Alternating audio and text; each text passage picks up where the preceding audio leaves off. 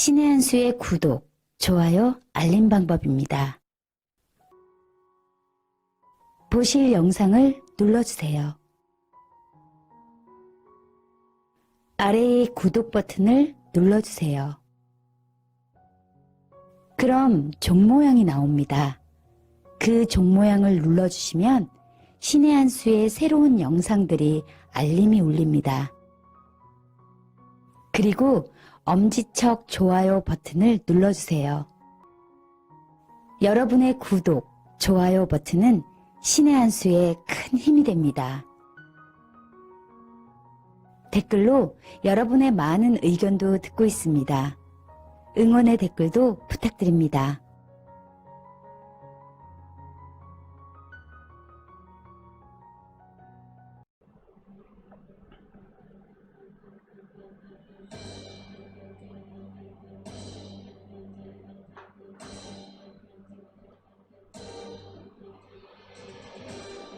안녕하세요. 신의 한 수의 우동균입니다.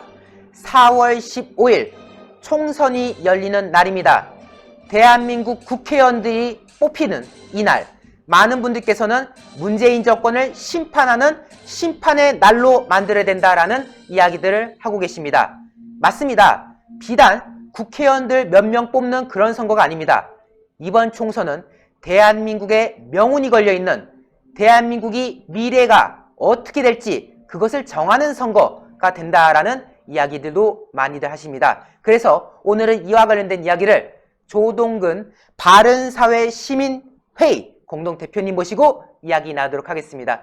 대표님 안녕하세요. 네, 안녕하세요. 안녕하세요. 네. 사실 이제 저희 신의 한 수 같은 경우도 이제 방송을 통해서 이번 총선에 대해서 뭐 여러 가지 이야기를 하고 있습니다만은 정말로 이번 선거는 단순히 우리가 어느 지역구에 누굴 뽑아야지, 비례대표로 어디 찍어야지, 이런 지금 개념의 선거가 아니라 이번 선거가 어떻게 되냐에 따라서 지금 판가름이 갈려질 텐데요. 특히 우리 또 조동근 우리 대표님께서는 또 이와 관련돼서 또 칼럼도 쓰시고 많은 또 활동을 해오셨지 않습니까? 혹시 또 모르실 분들을 위해서 시청자분들께 인사 말씀 부탁드리겠습니다.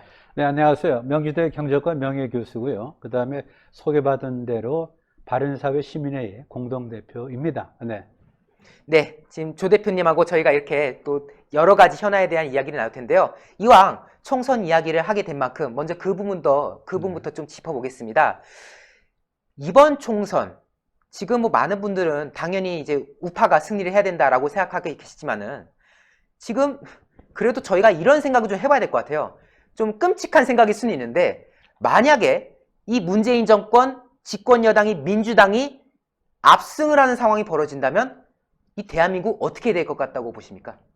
글쎄, 그 굉장히 좀 섬뜩한 질문인데, 이제 그 전에 체제 전쟁이라는 얘기를 한 이유가 뭐냐면요. 네. 4년마다 돌아오는 행사가 아니에요. 사실은 누굴 뽑는 게 아니고 대한민국의 명운을 갖다 가른다. 그러니까 운명은 우리가 이제 숙명심 흘러가는 거죠. 그게 아니고 우리가 선택하기에 따라서 우리의 길이 달리 열린다. 그렇죠. 그런 의미에서 대한민국의 명운이 걸린 선거다. 그러니까 우리가 체제 전쟁이다. 이렇게 얘기를 하는 거고요. 어느 전쟁이냐면은 뭐 총과 칼 대신에 사상과 지식의 가치의 전쟁입니다. 그렇죠. 그리고 만약에 그 민주당에 승리를 한다 하면 뭐 가정을 합시다. 경우의 수니까. 그러면은 과거에 한 거를 보면 우리가 짐작할 수가 있어요. 2017년에 집권했죠. 그러고 네. 나서 2018년도 벽두에 개헌을 얘기를 했어요. 개헌을. 밑도 끝도 없이. 그럼 뭐냐? 과거의 개헌은 뭐냐면은 뭐 권력 구조에 대한 얘기예요. 뭐 내각제, 대통령제. 그런데 그게 아니고 체제에 대한 어떤 손을 대려고 했어요. 우리가 개헌을 하더라도 넘지 못할 내재적인 한계가 있어요. 예를 들어서 집을 수리하면은 대개 뭐 벽지를 바르고 액자를 뭐 새로 걸고 하는 정도지 기둥을 철거하고 지붕을 드러낼 수는 없잖아요. 그렇죠. 근데 그게 바로 내재적 한계인데 바로 자유민주주의 시장경제 틀을 바꾸려고 했어요. 굉장히 발칙한 겁니다. 그렇기 때문에 이번에 만약에 승리한다면은 전번에 하다가 만 작업을 다시 이어서 할 것 같은 생각이 들어서 우리가 전력적으로 이거를 막아야 되겠다는 겁니다. 그렇습니다. 네, 그런 의미에서 체제 전쟁이다. 그들이 이기면은 다시 개헌 카드를 꺼낼 거다. 근데 그 개헌의 방향은 자유민주주의 시장경제를 부정하는 쪽으로 갈 거다. 그게 읽히는 거죠. 왜? 무슨 근거로 얘기하죠? 2018년 그렇게 해왔거든요. 그렇죠. 네. 그 당시에 뭐 청와대에서 뭐 그 조국이라던가 이런 사람들이 카메라 플래시 받으면서 뭐 우리가 생각하는 개헌안은 이런 거다 하면서 언론에 막 공개를 하는데 자유민주주의에서 자유를 뺀다고 하고 그 당시에 또 추미애 지금은 장관입니다만 당시에 당대표였지 않습니까? 당대표가 무슨 토지 공개념 이런 얘기를 꺼내기 시작하고 그래서 많은 분들이 아니 대한민국 이 한반도에서 그나마 이 남쪽이라도 시장 경제를 지키고 자유민주주의를 수호해서 그래도 번영의 길로 우리가 가고 있는 과정이었는데 이거를 스스로 우리가 무너뜨리려고 하고 있구나. 여기에 대한 많은 분들의 경고가 참 많았습니다. 맞습니다. 잘 뭐 지적해 주셨고, 이미 이제 그들의 의도는 보였잖아요. 그때는 그렇죠. 이제 그걸 하지 못한 게 뭐냐면은, 시기적으로 잘 생각해 보세요. 복귀를 합시다. 네. 제가 이제 그 다 과거의 기록을 다 기억하고 이제 해석을 했는데, 이 개헌 논의가 2018년도 3월쯤에서 나왔어요. 근데 그해 6월에 지방선거였거든요. 근데 지방선거 전에 지방정부를 승격시키는 분권형 개헌을 하려고 그랬다고요. 네. 그 이제 개헌 그 어떤 여러 시나리오 중에 바로 분권형 지방정부를 아주 만드는, 그러니까 지방자치가 아니고 지방정부를 만드는 분권형으로 하는 것도 포함되어 있어요. 맞습니다. 그러면 6월 선거인데 3월에 그렇게 하면은 개헌을 갖다가 무슨 뭐 그 선거운동이나 선거 전략으로 하는 게 아니냐라는 반대에 이제 부딪힌 거죠. 그래서 접은 겁니다. 그리고 지금 우리 우 기자께서 말씀하신 대로 그 당시에 발칙한 게 자유민주주의에서 자유를 빼려고 그랬죠. 네. 그리고 여러 가지 이제 시장경제 조항을 갖다가 다 빼고 그다음 토지 공개념도 지금 같은 공개념이 아니에요. 그 신설된 걸 보면은 토지 이용에 대해서 국가가 특별한 제한을 갈 수 있다. 이거를 넣으려고 그랬어요. 특별한 제한이 그게 말이 됩니까 도대체? 이거는 뭐냐면은 이제 중간 단계를 거쳐서 얼로 가겠다는 거죠. 그런 것이 다 망라된 건데 하여튼 결과적으로 그때는 이제 그것이 실현되지 못했고 그들 나름대로 아마 일종의 어떤 오픈 게임으로 볼 거예요. 그렇죠. 권투를 치면 잽을 던져서 상대방의 반응을 보는 정도가 될 것 같은데 이번에 이제 4월 15일에 결과에 따라서 그들이 힘을 받으면은 뭐 개헌에 대해서 분명히 카드를 꺼낼 거다 이렇게 생각이 되는 거죠. 네. 정말 이렇기 때문에 집권 세력의 그 음. 압승을 반드시 막아내야 된다는 그런 국민적 여망이 클 수밖에 없는 건데요. 제가 왜 이런 끔찍한 질문을 먼저 드렸냐면은 지난 2018년 지방선거 당시에 물론 지금 현재 검찰 조사에 따르면은 그 과정에서도 선거 농단이 있었다고는 합니다만은 그 지방선거 당시에 참패하는 모습을 보면서 많은 국민들이 불안감을 느꼈어요. 그 당시에 야 이게 만약 국회의원 선거였으면 어쩔 뻔했냐. 이게 총선이었으면 아주 그냥 대한민국 판을 아주 싹쓸이를 했겠구나. 그런 우려의 목소리가 많았는데 그나마 지금 우리 국민 여러분들께서 목소리 내기 시작했던 게 작년 가을을 넘어서면서 뭐 조국 사태 등등 거치면서 이 어떻게 보면은 이 광화문에서의 항쟁 어떤 이 열망이 지금 커졌기 때문에 또 이번 총선에 대해서 체제 전쟁이라는 말까지 우리가 하는 거 아니겠습니까? 네, 맞습니다. 그런데 이제 뭐 그 광화문 얘기를 좀 하면은 이제 우리가 이제 좀 잘못 알고 있는 게 뭐 아니 뭐 제가 좀 달리 얘기하는 게 아니고요. 네. 국민의 분노는 맞아요. 그렇죠. 근데 국민의 분노만 보면은 안 해요. 분노 보면 분노가 가라앉거나 식으면 아무것도 안 남죠? 근데 그렇죠. 그게 아니고 국민의 분노 기저에 깔려있는 어떤 자유 시민의 어떤 각성을 보라 그런 얘기예요. 아하. 이게 도대체 이게 뭐야 이게 지금. 이게 쉽게 말하면은 우리가 다수결로 하는 게 민주주의 아닙니까? 그렇죠. 그렇죠. 그래서 선거에서 이제 이겨가지고 그걸 토대로 해서 정부를 꾸렸는데 다수 지배라는 거는 그게 항상 옳은 게 아니에요. 많은 사람들이 얘기하는 것이 반드시 맞습니까? 여러 사람 지지하는 것이 반드시 절대선입니까? 그건 아니죠. 그렇다면은 미안하지만은 차베스 절대적인 지지받았죠. 베네수엘라. 그다음에 그 마두라 마두로. 똑같아요. 그다음에 뭐 히틀러 다 마찬가지예요 보면은. 그래서 국민의 지지를 받은 게 중요한 게 아니에요 사실요. 국민의 지지라는 어떤 형식이고 틀이고 그다음에 이제 그 안에 어떤 컨텐츠가 있는가 이제 그걸 보는 건데 우리가 민주 이제 당이 뭐 이제 선거에서 이겨가지고 정부를 꾸려 나갔는데 그동안 보면은 너무 오만불손하고 그다음에 기재에 깔린 가치 이념이 그것이 너무 사회주의적인 쪽으로 간 거예요 보면요. 그렇죠. 그러다 보니까 이제 이건 아니다 싶어가지고 자유시민의 각성이 된 겁니다. 조금 디테일을 말씀드리면은 왜 나왔냐? 물론 조국 때문에 나온 거예요. 하지만 그것만은 아니에요. 네. 그 다음에 조국 때문에 다시 생각하게 된 거야. 이게 바로 문민독재구나. 다수결로 인해서 전제 정치가 재현되는구나. 유사 민주주의로 흘러가는구나. 이걸 깨닫는 거예요. 좀 더 좀 추상적인 말 말고 구체적인 얘기를 좀 드리면은 이거예요. 왜 나왔죠? 사람들 문재인 대통령의 오만과 독선에 대해서 분노한 거예요. 쉽게 말하면은 조국을 떠난 겁니다. 그렇죠. 뭘 얘기냐면은 누가 보더라도 이게 정의에 반하는 삶을 갖다가 의심만 갖고 임명하지 않으면 나쁜 관리가 될 거다라는 말을 서슴지 않고 한 사람이 문 대통령, 문재인.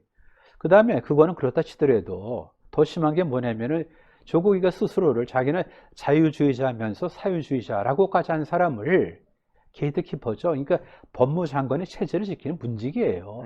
그런 사람을 갖다 법무부 장관에 앉히는 독선? 이게 도대체 뭐냐 그런 거죠. 그렇죠. 그에 대해서 사람들이 화가 나기 시작한 거고, 그 다음에 이미 그때 이제 벌써 이제 윤곽이 드러난 건데, 공수처하고 연동형 이제 뭐 비례제 그런 것이 다 이제 윤곽이 잡혔지 않습니까? 그렇죠. 근데 그걸 생각해 보세요. 공수처가 뭡니까? 쉽게 말하면은 개혁으로 포장되지만은 아니 포장된다고 그것이 전부 개혁입니까? 그건 아니죠. 개혁으로 포장된 끔찍한 괴물이죠, 괴물. 그렇죠. 공수처는 뭡니까? 특별하게 어떤 감찰을 무력화시키는 또 다른 대통령 직속의 검찰이에요. 기존 검찰을 무력화시키는 대통령 직속 검찰이에요. 그럼 물어보자고요.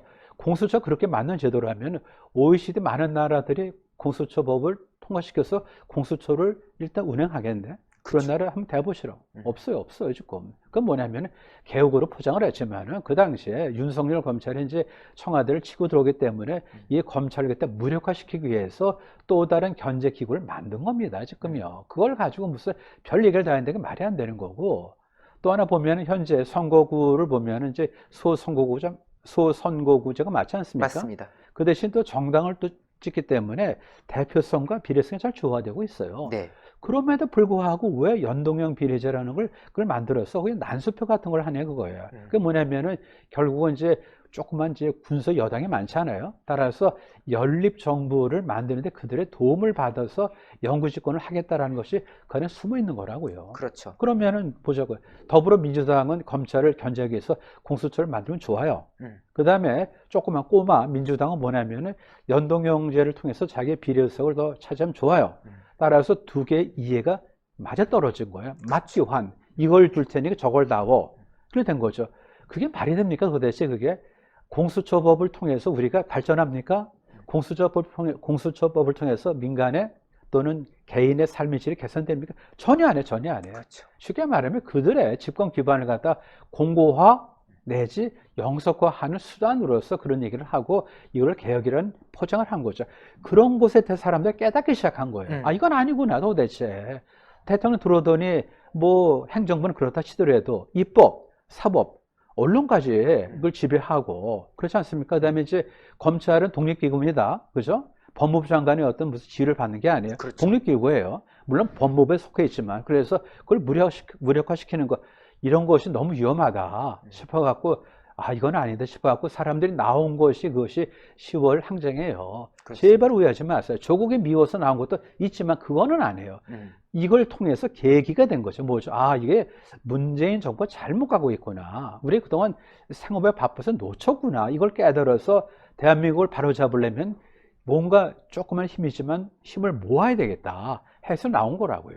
지금 저는 이제 대표님께서 말씀하신 얘기를 들어보니까 딱 정리가 됐습니다. 그러니까 조국 사태라는 건 어떻게 보면 아니 뭐 정의로운 정권이라더니 아니었네? 일종의 그 상식을 깨는 그런 시작이었던 거고 그 이후에 이제 관심을 가지고 지켜보니까 공수처라는 게 이런 거였고 연동형 비례대표제라는 게 이런 거였고 이걸 하나하나 보다 보니까 아 내가 지금 제대로 지금 위기를 맞이하고 있는 상황이었구나. 그 앞서 자유시민의 각성이라는 표현이 전 너무 와닿았던 것이 그렇죠. 사실 우리가 대한민국 국민들은 당연히 이제 자유를 누리고 살아왔으니까 그 자유라는 표현을 쓸 일이 잘 없단 말이에요. 그런데 이 통과된 법들 하나하나 보니까 와 내가 그동안 당연시하고 가져왔던 이 자유라는 게 이제는 권력에 의해서 상실될 수 있는 우리 시대가 상실될 수 있는 시대에 우리가 살고 있구나. 소위 아까 말씀하신 그 문민독재, 신독재가 지금 내 눈앞에 지금 닥쳐왔구나. 이런 위기감이 결국 10월 어떤 혁명이라고들 하시거든요. 이 10월에 어떤 기적을 만들어냈고 그 분위기가 계속해서 이어져서 이거를 총선까지 가서 여기서 우리가 체제에서 승리를 해야 된다. 이런 목소리를 냈던 건데. 네, 뭐 잘 정리해 주셨네. 역시 뭐 우 기자, 으뜸. 아닙니다. 같이 네, 그러고 하겠습니다. 뭐 이런 거예요. 좀 제가 이제 좀 설명을 드리면은 네. 저는 사실 톡쇼로 생각하니까 우리 시청자분들한테 다 여기에 무슨 뭐 문제를 갖다 빨아들이는 사람은 없을 거 아니에요. 그래서 이제 네, 그렇죠. 우리 우파 쪽의 어떤 양심 세력이죠. 그분들하고 이제 커뮤니케이션 하는 건데 이걸 조심하셔야 돼요. 자유하고 민주가 충돌할 수 있습니다. 근데 우리가 이제 그걸 뭐 생각을 못 했는데 민주는 뭐냐면 많은 사람이 원하는 대로 그 뜻을 존중한다는 거죠. 하지만 그거는 형식이에요, 형식. 그러면 많은 사람이 원하는 것이 뭐죠? 제대로 판단된 거냐? 그게 아니고 뭔가 잘못 판단하거나 또는 잘못 이끌린 결과로서 많은 사람이 지지한 거냐? 그걸 우리 구분해야 될 거 아니에요. 그렇죠. 그러니까 아까 말한 대로 마두라, 차베스, 또 위로 올라가면 누구죠? 히틀러. 그렇죠. 그 다음 최고 우리 지리적으로 올라가면 어디요? 김정은. 김정은. 그거 다 전부 다 민주주의 공화국이에요. 음. 조선 인민 민주주의 공화국. 말로는 민주주의. 네, 그렇죠. 그래서 우리 뭐냐면 자유와 민주는 늘 충돌한다. 이거를 제가 말씀드리고요. 그다음에 면면에 흐르는 어떤 역사 흐름을 보시라고요. 지금 이제 쉽게 말씀드리면 이제 입헌 자유요. 네. 입헌주의인데 자유 입헌주의예요. 그게 뭐냐면은 이렇게 이해하시면 된다고요. 옛날에 이제 우리 사회 교과서에서도 배운 겁니다. 1688년에 명예혁명 어디죠? 영국. 그다음에 이제 1787년에 프랑스 시민혁명. 그다음에 1776년에 뭐죠? 미국의 독립선언. 네. 그래. 그거 다 면면이 흐르는 건 뭐냐면은 그런 어떤 투쟁을 통해서 인권에 대해서 눈을 뜨고 인권이 보장된 거예요. 그죠? 그다음에 시민의 뭐죠? 위상이 높아진 거예요. 그리고 독립선언 같은 경우는 대표 없이 세금 내지 못한다라는 어떤 각성이에요. 이런 것들이 어우러져 갖고 과거의 어떤 임금이라든지 왕정이 아닌 입헌주의가 기초가 된 겁니다. 그래서 자유 입헌주의가 뭐냐면 이런 세 개의 어떤 큰 사건을 통해서 한 1840년도쯤에서 되게 굳어져요. 그래서 입헌 자유주의, constitutional, 그다음에 liberalism 이렇게 얘기를 한다고요. 그것이 이제 민주주의의 어떤 컨텐츠고 그것이 이제 완성된 다음에 2차 대전이 1945년에 종료되잖아요. 그래갖고 2차 대전이 종료되고 나서 1940년 후반에 비로소 참정권이 넓어지는 그런 선거 제도가 완성이 되는 거예요. 예전에 여자들 어떻게 선거를 했어? 과거에 그랬죠. 근데 지금 그게 아니고 다 알지만 보통 선거죠. 비밀 선거가 그렇죠. 직접 선거다 이렇게 해서 이제 참정권이 확대가 되는 그런 이제 선거 제도가 완성된 것이 1945년이에요. 네. 그걸 합치면은 입헌 자유주의는 컨텐츠고 그 다음에 그 틀은 바로 뭐냐면 선거제도예요. 그래서 우리는 뭐냐면 선거제도에서 많은 사람들이 다 참여하게끔 유도를 했죠. 그렇죠? 그렇죠. 그 결과 그걸 존중한다는 거지 그것이 절대선이 아니라는 겁니다. 그렇기 때문에 입헌주의에 의해서 그러니까 정확히 입헌 자유주의, 그죠? 자유에 의해서 수식되거나 자유에 의해서 견제되지 않는 민주는 맹종이다. 그것이 바로 타락이 돼. 그런 얘기죠. 그러니까 이 정부가 얘기하는 거 보세요. 지금 공수처가 무슨 도대체 그게 국민의 뭐 인권에 무슨 도움이 됩니까? 자기가 어떤 권력 싸움에서 자기 영속화하는 어떤 그런 노력으로서 권력을 사유하는 그런 차원에서 만들어진 건데 그런 것들이 다 잘못된 거죠. 그러니까 그 이유는 뭐냐면 우리가 여당인데 우리가 총선에서 이겼으니까 안타시 대선에서 이겼으니까 마음대로 하는데 그건 아니죠. 그러니까 반드시 다수결에 의해서 뽑힌 권력이 자기 어떤 자의적인 어떤 권력을 행사할 때 그 권력은 반드시 입헌 자유주의에 의해서 규제되고 규율되어야 된다 그런 얘기예요. 좀 더 간단하게 자유에 의해서 규율되지 않는 민주, 자유가 수식하지 않는 그런 민주, 그는 바로 타락한 민주주의다. 그렇죠. 그게 바로 마두라고, 그게 바로 차베스고 격은 좀 다르지만 그게 이제 위로 올라가면은 김정은이다 그런 얘기죠. 맞습니다. 네, 그래서 우리가 조심할 게 뭐냐면은 입헌 자유주의를 이해를 하셔야 돼요. 그럼 거기에 이제 자유주의 뭡니까? 개인의 인권을 존중한다는 거고, 입헌은 뭡니까? 입헌은 기본적으로 국가 권력은 헌법에 의해서 규율돼야 된다는 거예요. 그렇죠. 그러니까 개인은 다 천부적인 인권을 갖고 있고 국가의 권력은 항상 옳은 게 아니에요. 따라서 입헌에 따라서 자의적인 권력 행사를 막는 장치로서 헌법이 필요한 거죠. 그거를 갖다가 우리가 지켜야 되는데 전번에 이제 3월에 한 게 뭐냐면 이제 2018년 3월에 한 게 이제 불편한 걸 다 빼려고 하는 거죠. 자유민주주의에서 자유를 뺏고 민주주의만 남기려고 그러고. 그렇죠. 심지어 보면은 토지 공개념도 마일드한 게 아니고 뭐예요. 부동산의 어떤 이용과 뭐 그런 거에 대해서 특별한 제한을 가할 수 있다라는 특별한 제한을 이거를 갖다 삽입을 하려고 그랬다고요. 이건 크게 잘못된 거죠. 그래서 좀 말이 길어집니다만 간단하게 자유에서 민주는 규율돼야 된다. 그렇지 않은 민주주의는 문민 독재고 유사 전체주의로 흘러가고 그것을 똑똑히 2년 반, 3년 가까이 여러분들이 목도하신 결과 바로 이건 아니다 그렇죠. 싶어서 나온 것이 10월 항쟁이에요.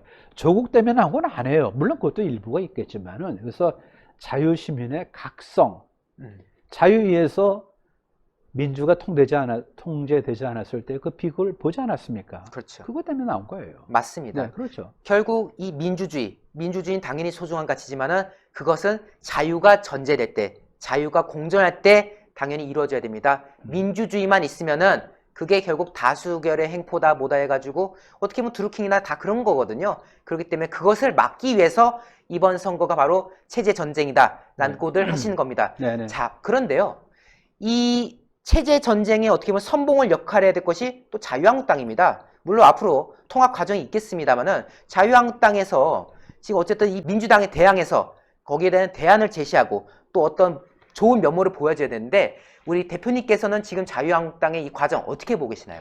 근데 참 굉장히 좀 답답한 게 보면은요.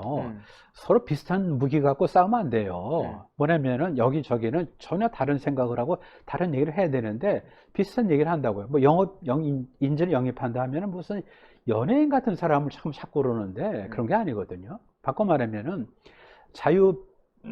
한국당이 나름의 역할을 못 한다는 겁니다. 제가 던지는 질문이 뭐냐면은 자유한국당이 자유시장 경제, 자유민주주의 그런 어떤 헌법가치에 충실하지 못하다는 거예요, 사실요. 네. 그래서 어떻게 나타나느냐? 최근에 하는 행태를 보세요, 보면요. 미안하지만은 이제 뭐 현재까지는 이제 우리가 뭐 그걸 인정을 하는데 그 공관위원장이 뭐 김영호 씨가 되지 않았습니까? 그렇죠? 네네. 그거부터 보자고요, 보면요. 그다음 공관위원도 있고 그런 건데 그런 흐름을 보면은 그런 채널 통해서는 10월 항쟁에 어떤 그 국민의 각성을 받아서 정치 에너지를 이걸 정치 자산화하고 그다음에 이거를 뭐 정권으로 이렇게 만드는 통로를 만들지 못해요. 자칫하면은 그냥 어중간한 중도 이걸 갖다가 착각을 해서 이것이 뭐 정답이라고 생각하는데 그건 아니에요, 보면요.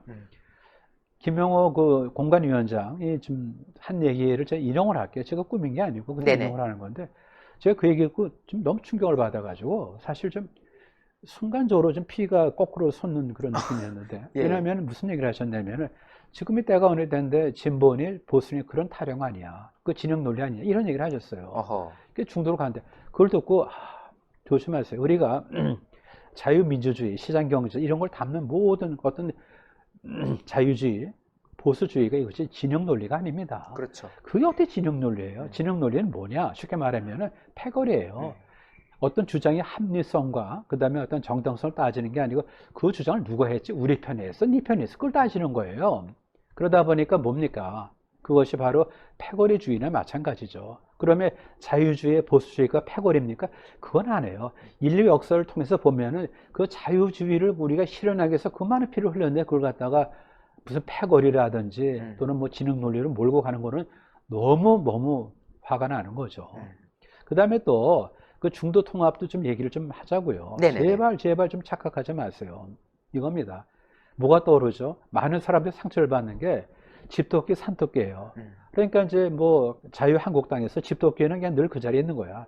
밥을 안 줘도 그냥 그 자리에서 굶고 기다리는 거야, 주인을. 예를 들어서 걷어차도 그냥 뭐 고개 숙이고 죄송합니다. 네. 그런 식이야. 그러니까 산토끼를 잡으러 가는 거야. 그러다 보니까 뭐죠? 집토끼한테 무지 상처를 주는 거야. 중도로 간 데는 뭐예요? 산토끼를 잡으러 간다는 건데 중도에는 아무것도 없어요. 미안하지만. 그러면은 어떻게 해야 되겠어요, 보면요. 옛날에 우리가 좀 쉽게 예를 들어서 전달에 좀 더 편해지면 좋겠는데 레이건하고 대처는 굉장히 자유주의 겸 보수주의 어떤 사실 굉장히 중흥자예요, 중흥. 그렇죠. 예. 그런 분이 자기 좌클릭해서 표시물을 갖다가 자극했으면 그건 아니에요. 이념의 정체성 분명히 함에 따라서 자기를 지지하는 외연을 넓혔을 뿐이지 유권적 자주 가지 않았다고요. 쉽게 말하면 산토끼가 집토끼가 되기를 바라게끔 자기가 어떤 행동의 변화를 갖다 스스로 꾀했지. 자기를 팽개치고 자기를 지지하는 어떤 집토끼에 상처를 주면서까지 산토끼를 잡으러 가지를 않았다고요. 그거 보면은 집토끼, 산토끼 너무 진짜 좀 너무 편의적이고 피부 한 장에 깊이밖에 안 되는 철학의 빈곤, 지식의 결핍, 그것이 드러나는 거예요. 그 다음에 또 얘기를 한 김에 중도 통합을 좀 얘기해 보자고요. 사실은 중도 통합은 그럴듯해 보여요. 여기도 저기도 아니고 가운데. 근데 그게 아니고 중도는 길이 아닙니다. 그렇죠. 길, 디렉션이 아니고 정도, 디그리. 그래서 과하지 말자, 과유불급이다. 그런 어떤 정도를 얘기하는 거지, 그 자체 길이 아니란 말이에요. 그러니까 중용을 지키자는 거는 흥분하지 말고 침착하고 뭐 중간에 있자, 그런 정도로 해석하면 되는 거지, 중도는 길이 아니라고요. 그렇죠. 따라서 항상 세상 보내면은 자유하고 그 반대편에 있는 어떤 사회 계획을 통해서 세상을 정리하겠다는 자유대 계획, 그 다음에 사회주의의 대척점으로서 민주주의, 이것이 부딪히는 거지 그 안에 중간에 길이 없어요. 그렇죠. 그걸 갖다 착각을 하다 보니까 그런 겁니다. 그리고 경제학에서도 이제 미디언 보터 시오리, 뭐 티오렘이라고 얘기하는 건데, 중위값을 뭐 선택하면 이긴다 그런 건데, 그것도 뭐냐면요, 이런 거예요. 좀 예를 좀 잘못 들어서 그렇게 되는 건데, 과거에 고속도로를 갖다 좀 차선을 내는데 4차선, 6차선, 8차선이 있어요. 그러면 8차선은 돈이 많이 들 거 아닙니까? 그렇죠? 4차선은 조금 부족할지 모르죠. 때에 따라서 교통이. 그러니까 그 정도면은 좀 중간값이 좋겠다 하는 것이 미디안 보터 시오렘이에요. 그래서 그 정도로 해야 많은 사람들이 지지를 받을 거다라고 얘기를 한, 경제학에서 한 정리를 갖고, 정치학에서 이걸 갖고 와갖고 무조건 가운데로 가면 길이 있다, 가운데로 가면 이긴다, 그게 아니에요. 그러니까 미안하지만은 전번에 박근혜 대통령께서도 경제 민주화를 왜 얘기를 합니까? 경제가 민주화의 대상이 됩니까, 지금? 그건 아니죠. 그러니까 그렇게 해서 참 좌클릭하다 보니까 우파에 있는 사람의 상처를 그렇게 주고, 가면은 실익도 못 구하고, 더 위험한 건 뭐는 자신의 이름의 정체성마저도 모호해지는 거라고, 지금. 그걸 우리가 이제 경계를 해야 된다는 거죠, 지금. 그겁니다. 지금 그래서 김영호 위원장이 얘기하는 무슨 뭐 진보, 무슨 보수가 무슨 뭐 이타령이냐, 중도로 가서 외연을 넓히지 않았는데, 그렇게 넓혀서는 안 됩니다. 저는 우리 대표님의 말씀에 너무 공감이 됐던 게, 제가 사실 개인적으로 존경하는 어떤 정치인이라고 하면 전 마가렛 대처, 그러니까 대처를 꼽습니다. 왜냐면은 그 여성 정치인인 걸 떠나서 어떻게 보면 굉장히 강력한 어떤 우파적 가치를 또 지향했지 않습니까? 그 영국 사회가 그 소위 말하는 영국병에 시달린 그 와중에 혜성같이 등장해가지고 총리로서 그 뭐 노조라던가 그런 외압에도 불구하고 꿋꿋하게 그 가치를 지켰거든요. 그들이 강압적인 행동을 취했을 때 거기에 대해서 수긍을 하고 타협을 하는 게 아니라, 우리는 우리게 간다, 우리는 그걸로 심판받겠다, 판단받겠다 쭉 간 덕분에 결국 영국이 또 개선하는 그런 계기가 됐던 거 아니겠습니까? 그런데 지금 뭐 여러 통합 이야기 나오는 걸 보면은 우리가 중도를 포함해야 된다. 근데 그 중도란 게 앞서 말씀하셨지만 단순히 뭐 가운데, 뭐 여기서도 듣기 좋은 말, 저기서도 듣기 좋은 말, 이게 아니라 우리가 거기 있는 사람들도 충분히 포용할 수 있는 만큼의 그걸 가지자는 건지, 우리가 가야 될 길이 오른쪽이라는 사실만큼은 우리가 계속 지켜나가야 되는 거잖아요. 근데 저는 그 부분에 있어서 너무 공감이 되더라고요. 이게 좀 더 좀 보충드리면은, 발을 갖다가 땅에 굳건하게 딛고 나서 몸을 약간 옆으로 가는 건 좋아요. 그렇죠, 그렇죠. 하지만 발을 딛지 않고 발을 움직이면서 중도로 가는 건 바보죠, 바보. 넘어져요. 예컨대 보면은 이렇다고요. 우파, 뭐 자유주의, 뭐 그런 시각에서 보더라도 사회복지 필요 없다는 게 아니에요. 그러니까 뭐 삶의 현장에서 피곤한 분들을 국가가 돌봐야 되죠. 하지만은 경계가 있는 거죠. 무상으로 하는 건 아닙니다. 그 사람의 어떤 자조 의지를 우리가 담보로 해서 자조가 뭐죠? 실현될 수 있도록 도와주는 정도에서 어떤 사회 개입을 얘기하는 거지, 복지가 무슨 천국에 무슨 뭐 그런 얘기를 하는 게 아니라고. 그러니까 뭐냐면은 여기서도 땅에다가 발을 굳건히 딛고 어느 정도 몸을 좀 틀어서 저쪽에 뭐가 있는가를 보는 것이 어느 정도 외연을 넓히는 거지, 발을 움직이면서 생각을 바꿔가면서까지 얘기가 맞아? 그런 건 아니죠, 보면. 그렇죠. 그건 굉장히 조심을 해야 되고, 대처를 얘기하니까 하나 떠오르는 게, 보자고요. 우기자 보면은 이제 사기꾼일수록 되게 뭐예요? 공통적으로 어떤 친한 척해, 친한 척. 친근하게 와가지고. 그러니까 쉽게 말하면 우리가 남이가, 맨날 우리가 남이가 보면. 그쵸. 우리가 니꺼 내꺼 없어. 그런 사람들이 뭐예요? 결국 뭐죠? 자기 것보다 남의 거를 뺏기 위해서는 우리가 남이가 얘기하는 거죠. 대처는 굉장히 좀 너무 매정할 정도로 얘기한 게 바로 사회가 없다. 이게 사회가. 개인과 가족밖에 없다고 얘기하는 거예요. 그런 얘기를 했다고. 그건 뭐냐면 사회가 없다는 게 아니라기보다도 사회를 빙자해서 우리가 남이가를 해서 자기 어떤 의무를 남한테 전가시키고 자기 책임을 면할 수단으로서 사회적 이런 얘기를 하는 거를 너무 싫어했다고요. 하나 좋은 예를 들으면 정의는 우리 다 동의해요. 그렇죠? 정의 뭡니까? 개인의 정당한 권리가 보존돼야 되겠죠. 그렇죠? 정의. 근데 정의 앞에 사회적이란 그 사회적이란 형용사 붙는 순간에 그 정의가 어떻게 변질되는지 알았어요? 모든 사람의 권리, 의무 이것은 존중돼야 된다. 이건데 사회적이란 말이 붙으면 특정 계층은 추가 부담을 져야 되고 특정 계층은 그 혜택을 누릴 사회적 권리가 있다라고 변형이 돼요, 사실. 그러니까 사회적이란 말을 쓸 때 굉장히 조심해야 된다고요, 보면은. 사회적이란 말을 쓸 때. 그렇지 않습니까? 그렇죠. 우리가 남이 갈 때 뭐예요, 그러면? 결국 내가 열심히 노력해서 내 거를 갖고 그 다음에 이제 여력이 있을 때 네 형편을 보고 같이 도울 수 있다라는 건 맞아요. 하지만 사회적 때는 무조건 네가 뭐 돈을 쓰기 전에 이 주머니 거를 국가가 임의로 뺏어 가더라도 이 일을 제기하지 말자. 이렇게 많이 변형될 수 있다고요. 맞습니다. 네, 그거죠. 네. 결국 참 대한민국에서 벌어지고 있는 여러 모순점들이 이렇게 많은 상황이다 보니까 거기에 대해서 우리가 대안을 지금 마련하고 그 과정에서 지금 선거에서 우리가 여기를 지지해서 우리가 해야 된다 이런 지금 입장까지 나오는 건데 거기에 맞는 어떤 혁신이 이루어졌을 것 같습니다. 지금 뭐 통합 얘기도 나오고 하지만은 정작 그 내용을 보면은 뭐 중도를 챙긴다는 명목하에 어떻게 보면 이 자유주의적 가치를 지향해온 시민단체라든가 어떤 시민사회에 대한 목소리가 오히려 또 빠지는 느낌이 들고 있어요. 거기에 대해서도 우리 대표님도 생각하신 바가 있을 것 네, 같습니다. 뭐, 그 좀 말씀하신 대로 됨에 대해서 구현할 것이 없을 정도로 좀 잘 정해져 있는데, 하나 조금 좀 다른 각도에서 좀 더 한다면은, 네. 일단 이제 통합 얘기 나오잖아요. 그러면 통합을 하려면은 사실 좀 솔직해야 돼요. 조금 뭐 껄끄럽더라도 그거를 얘기를 해야 되죠. 불편하다고 뒤로 미루고, 그럼 되겠습니까? 그럼 얘기를 좀 직설적으로 하면은, 사실은 탄핵에 대해서 얘기를 한번 안 할 수가 없어요. 탄핵. 그러니까 탄핵의 강을 건너죠. 어떻게 건너죠? 수용해서 건널 수 있어요? 빠져 죽어 다. 탄핵의 강을 건넌 다리겠습니까? 그런 다리 존재하지 않아요. 그렇죠. 그러면은 좀 정직하자고요. 정직해야 이해할 수 있고 그래 생각이 다르더라도 포용할 수 있고 용서할 수 있죠. 그렇죠? 일단 출발은 정직해야 되는 거예요. 그러면은 그 당시에 이런 얘기를 했어야 되는 거죠. 쉽게 말해서 탄핵에 찬성한 사람들, 그죠? 그걸 빌미해서 탈당을 하고 그렇게 해서 문재인 정부가 들어오게끔 빌미를 제공한 사람들이 있잖아요, 사실. 그렇죠. 그러면 이걸 우리가 너 멱살 잡고 너 잘못됐구나 무릎 꿇어 그런 얘기를 요구하는 게 아닙니다. 지금 자유주의 진영에서 얘기하는 건 뭐냐면은 정치인이 책임이 있으려면은 자신의 과거 행태에 대해서 설명할 수 있어야 된다 그런 얘기예요. 그러면 뭐를 요구할 수 있죠? 이거는 최소한 얘기를 해야 되는 거죠.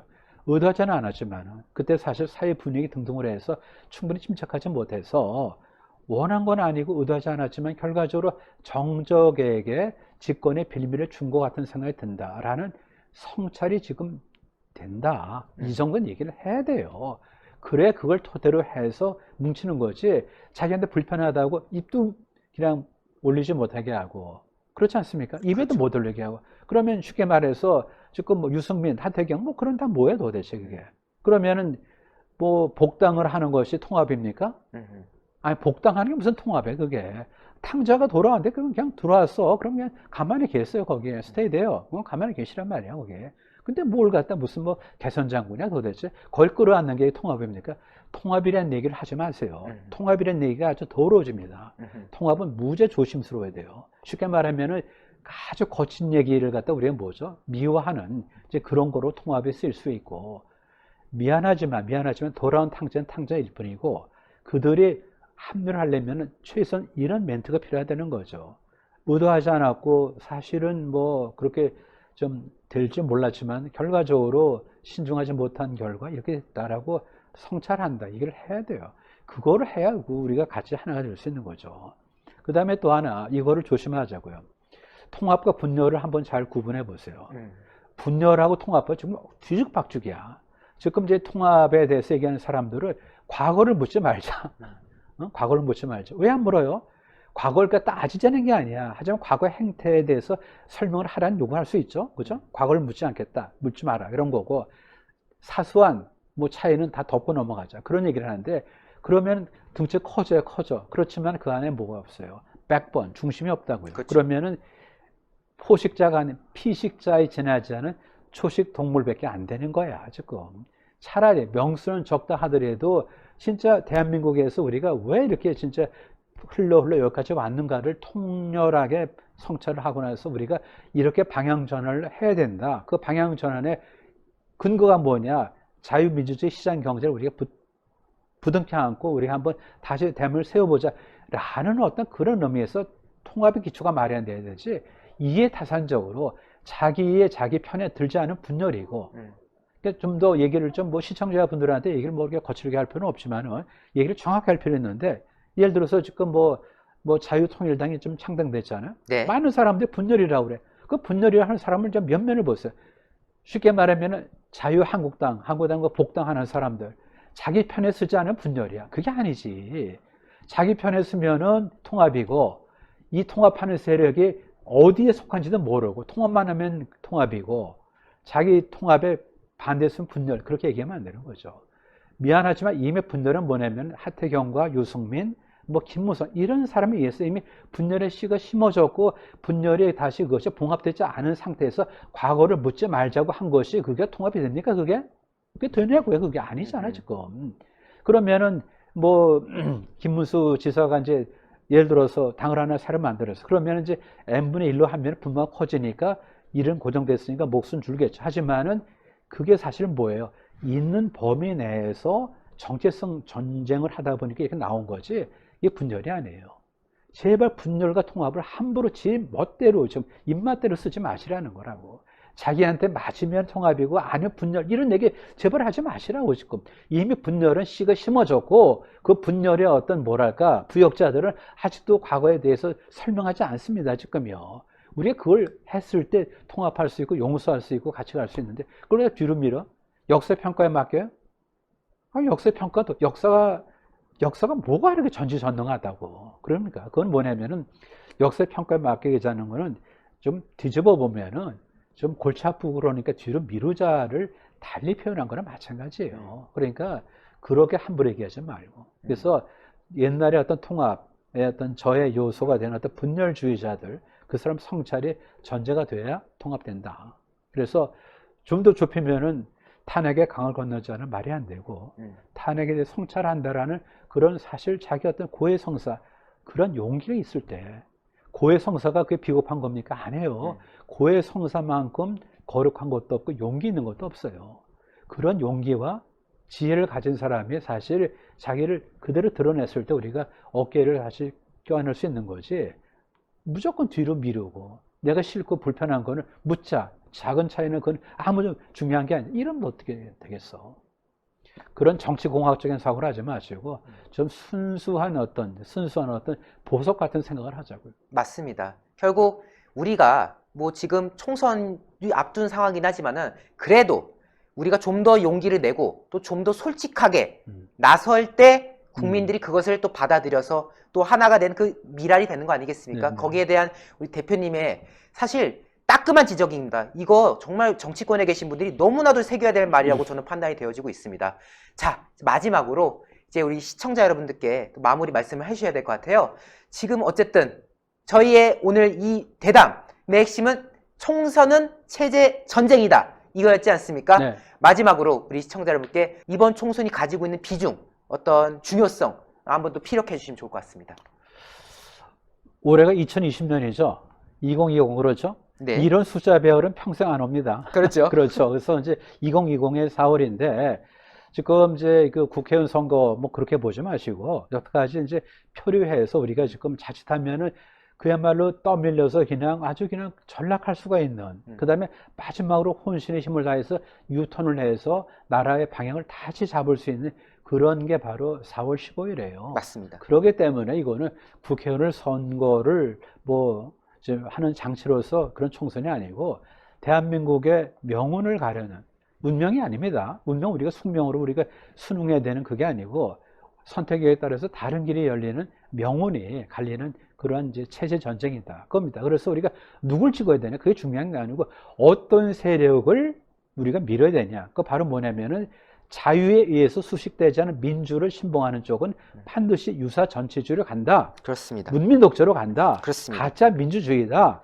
따라서 뭐죠? 자유민주주의, 그 다음에 시장경제라는 헌법적인 가치를 부둥켜 안는 정치 세력을 열렬히 우리가 밀어서 대한민국을 오롯이 세워야 된다. 이겁니다, 지금. 너무나 명확한 거죠. 그게 그렇죠. 뭐가 어렵습니까? 그 다음에 이제, 그 자칫하면은 이제 저들은 뭐 아시겠죠? 저는 입에 담게 드셔요. 저들은 뭐냐면은 2018년에 3월 했듯이 저들이 승리하면은 아마 개헌론을 다시 꺼낼 거예요. 그러면은 전번에 훈련을 해서 예행 연습을 한 거랑 마찬가지거든요. 네. 그럼 그대로 가면 어떻게 됩니까? 그러면은 미안하지만 이제 전체주의로 가는 거죠. 그렇죠. 그 다음에 또 하나 미안한 얘기지만은 점차 이제 되돌릴 수 없고요. 한번 빠지면은 불가역적인 것 같아요. 우리가 이렇지 않습니까? 뭐 무상 복지를 왜 우리가 경계하냐면 복지는 필요하죠. 무상 복지를 경계하는 게 무상 복지를 주면은 그걸 뺏지 못해요. 그렇죠. 사회주의로 흘러가면은요, 그게 안 돼요. 그래서 우리가 좀 큰 눈으로 대한민국을 보시되 좀 자유에 의해서 규율되고 제한되지 않는 민주를 떠드는 그런 맹목적인 세력이 힘을 가지면은 우리나라는 죄송하지만은 3050에서도 탈락이 되고 당분간 그 다음에 좀 진짜 회복할 수 없는 늪에 빠질 거다. 이겁니다. 그래서 2020년 평생 살아가면서 이런 2020 숫자에 우리 한복판에 4월 아닙니까? 그렇죠. 또 4월에 또 한복판에 15일 아닙니까? 그때 대한민국을 지키셔야 되죠. 누구 개인이 중요한 게 아니에요. 대한민국이 중요하지 않아요. 그렇죠. 마지막으로 30초. 네. 저기 뭐 좌파 정권들은 요새 목숨 걸죠. 왜 그러죠? 정권 뭐 뺏기는 아니지만 하여튼 총선 지면은 자기네 죽거든요. 그렇죠. 정권 위태롭거든요. 하지만 우파가 죽으면은 또는 밀리면은 그러니까 대한민국이 죽어요. 그러면 정권이 죽는 게 중요합니까? 대한민국이 죽는 게 중요합니까? 대한민국이 죽는 게 더 중요하죠. 당연하죠. 대한민국이 죽는 건 막아야 되죠. 막아야죠. 정권이 죽는 거는 그건 아무것도 안 해요. 그쪽은 절박할지 모르지만 그들 빼놓고는 대한민국이 죽는 게 더 절박하기 때문에 모든 사람들이 각성해야 되죠. 자유시민의 각성, 그걸 토대로 해서 대한민국을 살리는 길, 바로 뭐냐면 자유민주주의, 시장경제에 반하는 세력을 그걸 밀어내야 되고, 유승민, 하태경 선생 같은 경우 돌아온 탕자일 뿐, 조용히 계시면 좋을 것 같고, 그 다음에 뭐 또 때가 어느 때인데 뭐 진보 보수 타령하네, 그것도 틀린 얘기입니다. 그리고 중도에는 아무것도 없어요. 우리가 가지는 어떤 가치, 이념에 대해서 투철하게 우리가 신봉하고 그걸 토대로 해서 선의 어떤 의지로서 정치를 필 때 비로소 산토끼가 집토끼가 된다는 겁니다. 집토끼 구박하고요, 산토끼 찾으러 가지 마세요.